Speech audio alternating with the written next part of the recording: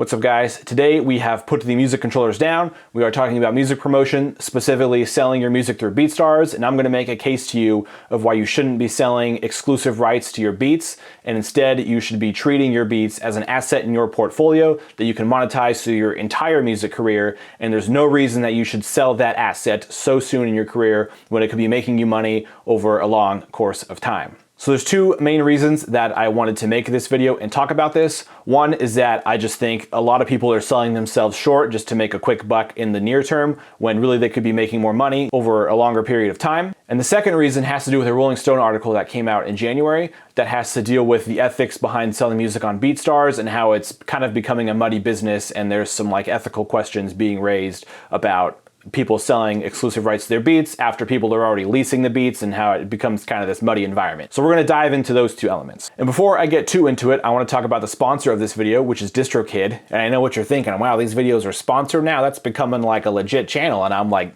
I know, right? So if you don't already have a distribution partner to get your music onto streaming services such as Spotify, Apple Music, TikTok, Tidal, all of these things, I highly, highly recommend you look at DistroKid.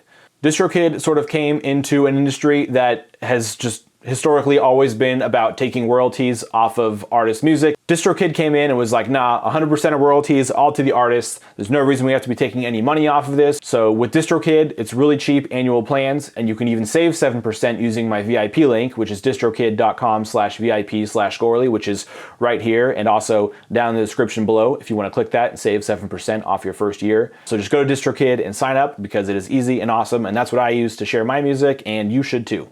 All right, so before I get too into the weeds of making the case for why I don't think you should be selling exclusive rights to your beats ever, I'm gonna talk about what has kind of inspired me to make this video. So here's this Rolling Stone article. It's "Buying Beats for Viral Songs is Becoming a Popular and Messy Business." And essentially it breaks down this story of this guy, Caleb Hearn, who wrote this song, Always Be. And it was a song about one of his friends that had died, and it took him years to finally get his feelings out into the song. And he made this song, posted on TikTok, and it went like crazy viral. And so the song that he made, he initially purchased the music off of BeatStars, and he paid for a $20 license, which was non-exclusive for up to 10 years for up to 500,000 streams. So now that it went viral, he was obviously going to have to come back and renew his license with the artist in order to keep his music, to keep that license active and distribute his music on all the streaming services. And so what happened is this guy, Justin Goldman, who liked the track, found the track on BeatStars and saw that he could buy the exclusive rights to that beat, and so he did. And so what happened is that when Caleb went back to renew the license for his song that is now going viral and he's getting tons of streams on, he found out that it was no longer there, and that in order to renew his lease, he was going to have to work with Justin Goldman, who wanted to also work with Caleb, but obviously he was going to want a lot more out of him than just a $20 lease renewal. And so now Caleb either has to work with this Justin Goldman guy and agree to his terms, or else he's just gonna have to make a new song entirely. Now, obviously, why would you want to work with somebody who's kind of extorting you into working with them and trying to take advantage of something that you did all the work for? I mean, obviously the producer initially made the beat, and that was a big chunk of the work, but it was Caleb's writing, you know, his emotions. It's a song about a buddy, and it's just totally being taken advantage of by basically the shark, who really isn't doing anything wrong. I mean, he's just playing the game presented in front of him. But obviously it gets into some ethical, muddy territories about, you know, whether this is, you know, it's not a very nice thing to do, obviously, even though it's not illegal what he did or anything like that. And so what Caleb ended up doing was he ended up just ditching that beat altogether, because why would he want to work with this guy who's, you know, basically just screwed him over, when he could just work with another producer, buy another beat, and buy exclusive rights to that beat and re-release a song. So this is what he did. So you'll now see on his Spotify, he has Always Be 2.0, and it has 4.4 million streams. And I don't know if he worked with a producer exclusively or whether he just bought the exclusive rights to another beat. I'm not sure how that worked, but regardless, he had to ditch his original version, which was going viral, which really sucks to finally have something go viral in the age where it's almost impossible statistically to get something of yours to go viral, and he had to ditch it because of this whole mucky situation. And so that's kind of the premise of where I'm gonna go to next, which is maybe you shouldn't be selling exclusive rights to your beats. Now, I'm sure maybe the producer who sold the exclusive rights to Goldman is probably maybe regretting his decision, because now that he knows that this song went viral and is getting so many streams, maybe he wishes that he still retained that license so that way he could keep leasing his music and making money off of that beat. But now, you know, if this song keeps skyrocketing and maybe he gets to 20 million streams, you know, the guy who initially produced the beat could have made more money just renewing that lease than he probably did selling it to Goldman in the first place. just to make that quick short-term buck. So I'm just gonna break down just sort of a standard structure you see on a lot of beats. So I just opened up a popular playlist here on BeatStars. We're just gonna click the top song here. And you can see here, you got just kind of the standard licensing tiers. These are, I would say, similar pricing that I see on a lot of tracks. So, you know, 20 bucks is for MP3, gets you 2,000 streams. Then you see the basic, which is, you know, 100,000 streams and you get the wave. Then you have premium for 100 bucks, which gets you access to the track stems, 500,000 streams. And then here you have unlimited, which is the same as premium, but it's unlimited audio streams only for 50 bucks more, which in the long run, that's not a bad deal at all. And then the exclusive rights for $500. So let's say this was the pricing tier, for example, for Caleb. And let's say that there was no unlimited audio streams, because honestly, I don't think you should even have unlimited audio streams. I think you should just always be leasing your beats. If he had done this $100 tier for 500,000 audio streams for 100 bucks, then with Caleb's song, which has 4.4 million streams, if this guy had this song structure and he capped it at premium for 500,000 online streams, then in order for Caleb to keep using that song, he would have had to renew this lease 9 times, which would have been $900, which is $400 more than the exclusive rights. And the artist who made this beat still is able to lease this track to other artists as well. So, you know, in this regard, you know, if I don't know what the initial pricing was that Caleb paid, but if this was the pricing structure for what Caleb had paid, this artist who made this beat could have made a lot more money by just leasing that beat that went viral than selling out at the $500 amount. All right, got the old handy trusty iPad out. I'm gonna sketch this out just to make a little more sense, just because I really think that this is super important and people are really cutting themselves short here. All right, so let's say you have made your beat and you are ready to put it on BeatStars. So I'm gonna follow the same pricing structure as that one we just saw, just for the sake of the example. Everybody obviously can make their own and it's always a little bit different, but this is kind of core what I see a lot.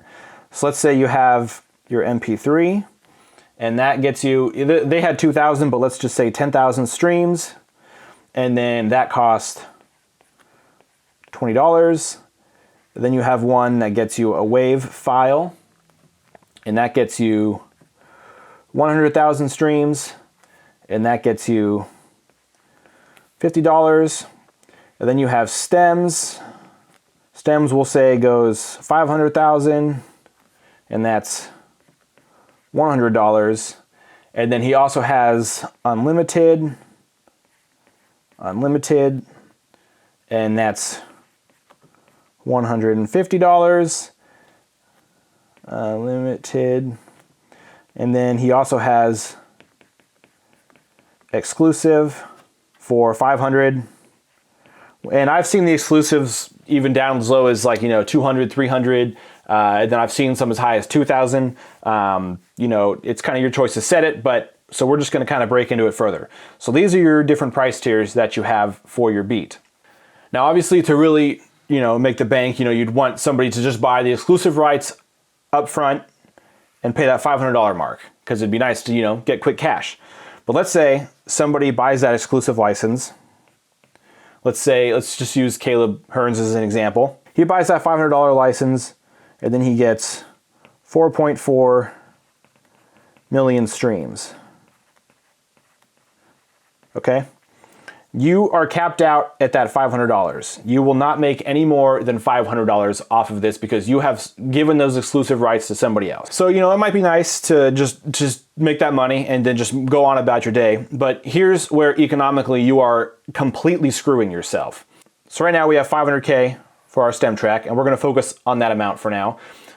Using just a streaming royalty calculator at the time of this video, 500,000 streams. So let's go.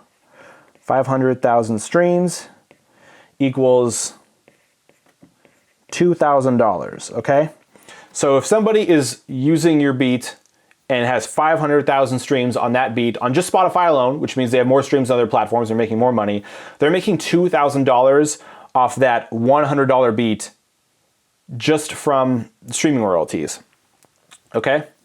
So in this case, let's say for the case of Caleb, where he has 4.4 million streams, he is making, with this ratio, Caleb is making $17,600 off of this beat. So if he could have paid I mean, it's a great deal if you're an artist and you're buying beats to buy an exclusive track, because he just paid $500. It's his beat to use. He can play it as many times as he wants. He's made $17,600.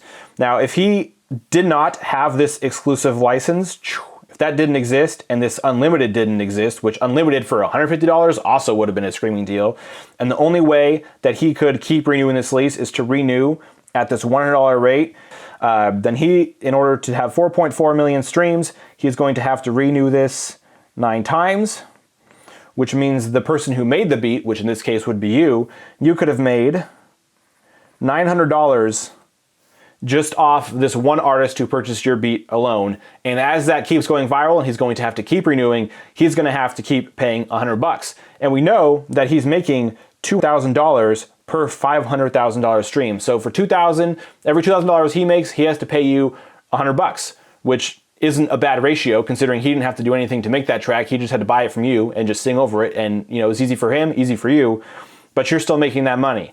So if you're selling your beats to somebody and their music goes viral and you sold them an unlimited license or an exclusive license, you're totally out of a ton of potential money that you could be earning that they're making, and now you don't get any bit of that. And here's the other thing. Because you don't have the exclusive license and that track is big and popular, other people can also come in and still lease that track from you, at the $50 tier, $20 tier, even the $100 tier, they could keep licensing from you. And so as the track gains more and more traction, you now have a track you can lease to whoever you want, and that retains yours through your entire music career.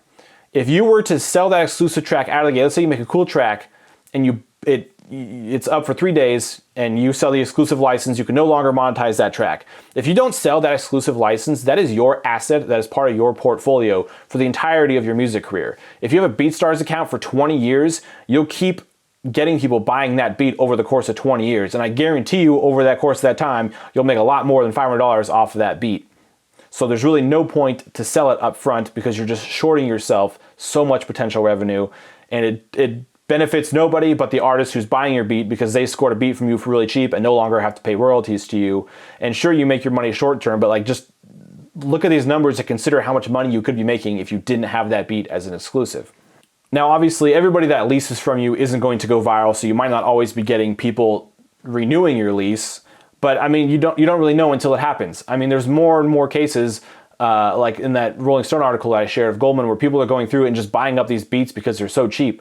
I mean, a lot of big name rappers, they don't even produce their own music. They work with producers, and some of them could even be buying music off of BeatStars. And if you are a big artist, you're guaranteed your next release is going to get 3 million listens. Why wouldn't you just pay $500 for some exclusive track just to not have to pay anybody royalties, and you can just bank on all that money you're earning and not have to share it with anybody else? That's great for the artist who's got this track out there, but for you that made the beat, you're totally shorting yourself of a ton of potential cash, and you're just destroying your own portfolio. As you're making this music, think of it as though it's like a real estate property and you can keep monetizing that real estate property by having a lease. But the benefit of a beat over real estate property is, you don't have property taxes, you don't have to repair the roof and all these expensive things. As long as you're, paying your BeatStars account, even then you could stop using BeatStars and you could start selling beats independently and you still have access to your entire portfolio. Now it's yours to take wherever you want. But as soon as you give up those little snippets, it's gone. You don't have it anymore and you can no longer monetize that.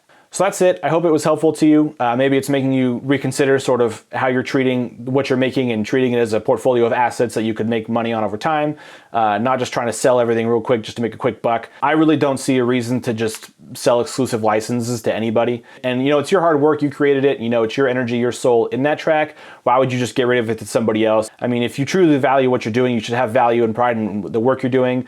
And honestly, if you know that that asset is going to be something yours over the course of time and you're not just trying to sell it right away, maybe you'll spend more time working on those beats and your beats will get better because you're going to put more time and care into it, knowing it's going to be something that you're going to have in your portfolio, for the rest of your music career. And there's no reason to short it because, it's yours to use forever. And you're basically just leasing it to people. And the other thing too is that you just dodge the whole ethics of you leased your beat out to, 10 people and then now somebody else bought that exclusive license and those 10 people now have to renew with somebody else and pay them the money that normally they would be paying you. So you're not really doing yourself any favors. You're just making it easy for somebody else to swoop in and take away your future potential revenue.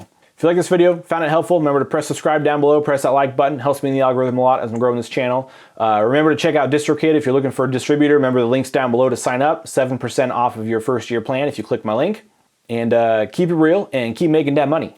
Hey, finger guns.